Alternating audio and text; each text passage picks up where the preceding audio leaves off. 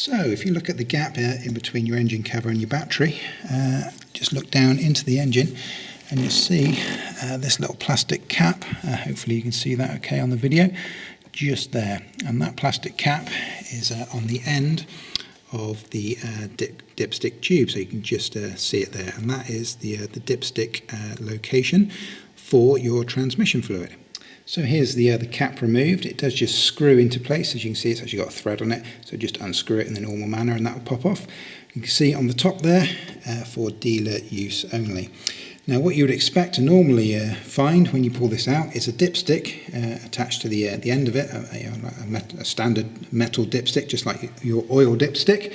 As we can see, this has nothing whatsoever.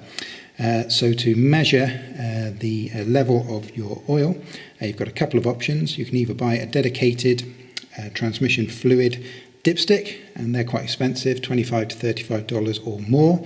Or there is a workaround that can be done on these using your standard oil dipstick.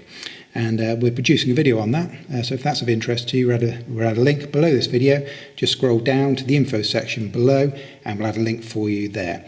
Now one very important thing when you come to check the level each time, the engine of the car must be running. If you do this with the engine off, all the fluid will go back into the pan and it will just rise back up to the top. So you must do it with the engine running, otherwise you will not get the accurate reading.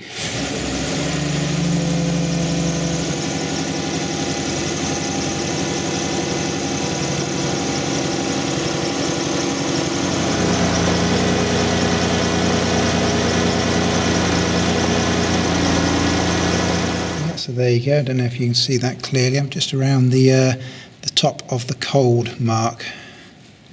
Now, next, what you want to do is take the car for a decent drive, at least kind of 20 minutes or so.